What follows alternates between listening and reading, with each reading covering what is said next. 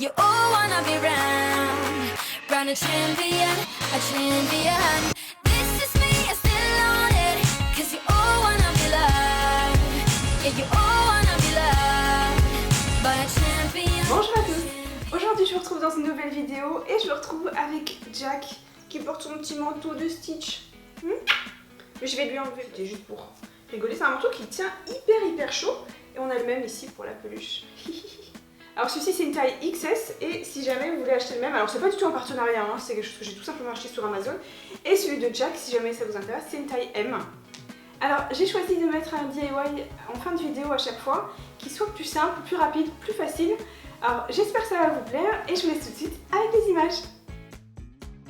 Pour commencer, je vais prendre de la feutrine bleue et rose, également un cadre à la taille de votre choix, mon pistolet à colle et des fils de chenille. J'ai commencé par aller sur Google Images et j'ai cherché une image où il y a écrit Keep Calm and Love Stitch. J'ai trouvé celle-ci que je trouvais vraiment très jolie, avec des stitches dans le fond. J'ai ensuite découpé dans un morceau de carton l'oreille que j'ai voulu plus large sur le bas exprès, puisque ensuite je vais replier un petit peu le bord. J'ai utilisé un crayon à papier et je m'en suis servi tout simplement comme dans mes pochoirs quoi. J'ai fait le contour au crayon, donc j'en ai fait 2 roses et 2 bleus.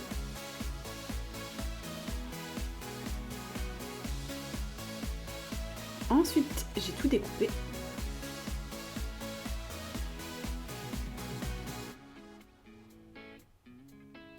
Une fois que c'est fait, je vais venir retrécir un petit peu la base des roses, puisqu'ensuite je vais venir replier le morceau du bleu et ça va faire, le rose va faire l'intérieur de l'oreille. Et je voulais pas que ça dépasse au moment où j'allais replier. Je viens déballer mon cadre et je vais regarder la taille qu'il me faut par rapport à mon image que j'ai mis à l'envers. Et ensuite, je vais découper à la bonne taille. Je viens la placer dans le cadre, tout simplement. Je referme le tout. Et ensuite, va arriver l'étape la plus compliquée, qui va être de coller le rose sur le bleu. Jusque là, tout va bien. Et ensuite, je voulais vous montrer de près ce que ça va donner. Je regarde en pliant un petit peu la partie que moi je vais coller en fait. Voilà. Donc je replie juste la partie qui va être sur le cadre. Évidemment je recule mon doigt, j'utilise le pistolet à colle. Alors, mettez un petit peu moins de colle que ce que moi j'ai fait. Mais un peu trop moi. Ensuite, une fois que c'est sec et froid, je viens rabattre un petit peu l'oreille. Je la plie sur elle-même. Je mets un crayon pour voir, évidemment, que ce soit exactement de l'autre côté, pour m'occuper de l'autre oreille. Et ensuite, je prends mon fil de chenille, que je viens coller au bord du cadre. L'idéal, c'est de la plier un petit peu, comme ça, elle prend un petit peu la forme. Et au moment où vous allez coller, ça va éviter qu'elle se décolle tout de suite. Je vais un peu les emboîter l'un dans l'autre, pour pas qu'on voit trop la fin de l'un et de l'autre. Évidemment, je mets pas mon doigt là où il y a la colle. Je le mets pas loin. Si vous voulez vous aider, vous pouvez utiliser un crayon ou des ciseaux pour pas devoir, pour être sûr de ne pas mettre le doigt dessus, parce que ça m'arrive aussi de me faire avoir.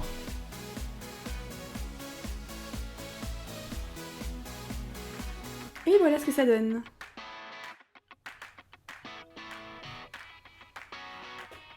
Pour faire ce DIY, j'ai pris un carton toilé, c'est comme ça que ça s'appelle, chez Cultura qui m'a coûté 1,50 €, même pas. Et je l'ai peint en gris argenté et je l'ai fait hors caméra parce que tout simplement il n'y avait plus de lumière. Et j'ai trouvé cette très jolie image sur Google Images. J'avais vraiment envie de quelque chose de très doux, de très joli. Et j'ai trouvé justement cette très belle image. Et donc j'ai commencé à la découper. Ensuite je vais prendre de la colle à papier tout simplement. Pour que ça adhère un minimum sur mon support tout simplement. Ensuite j'ai pris du découpage ou du vernicole. Alors j'ai commencé par faire très délicatement parce que je savais pas trop comment allait réagir mon vernicole avec l'impression. J'avais un petit peu peur que ça dégorge un peu. Et en fait ça s'est très bien passé. Je fais attention qu'il n'y ait pas trop de plis, contrairement au découpage. Ici on a vraiment quelque chose de plus épais, hein, c'est du papier normal, donc je fais très attention. Et au niveau du bord que j'ai fait tout autour, je suis restée très régulière puisqu'en fait on va le voir un petit peu puisque ça va être brillant. J'ai pris des petits papillons qui se trouvent dans le rayon scrapbooking chez Cultura. Et j'ai pris le petit papillon rose qu'il y avait initialement sur l'image, mais cette fois-ci il est en 3D et il y a des petites traces dessus. Et voilà ce que ça donne une fois sec. Alors pour ce DIY-ci, je vais me servir d'une boîte de coulis de tomates qui est vide. Je vais prendre mon pistolet à colle de nouveau et à nouveau les fils chenilles. Je vais prendre également de la peinture en spray, ou vous pouvez prendre de la peinture normale, ce sera très bien aussi. Je commence par découper, alors j'ai évidemment nettoyé la bouteille avant, sinon ça aurait été un massacre.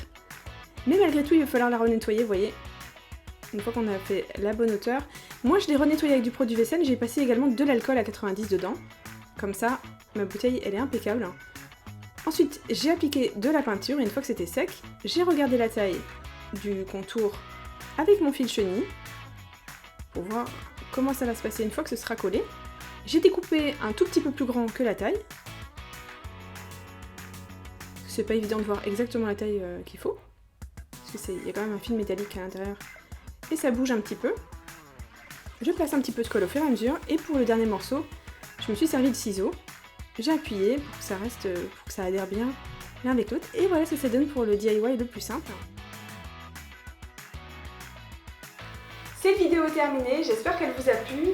Si c'est le cas, n'hésitez pas à mettre un petit like. Et puis surtout, si vous avez des suggestions de vidéos que vous voulez voir sur la chaîne, n'hésitez pas à me les laisser en commentaire. Et puis moi, je vous dis à très bientôt. Ciao!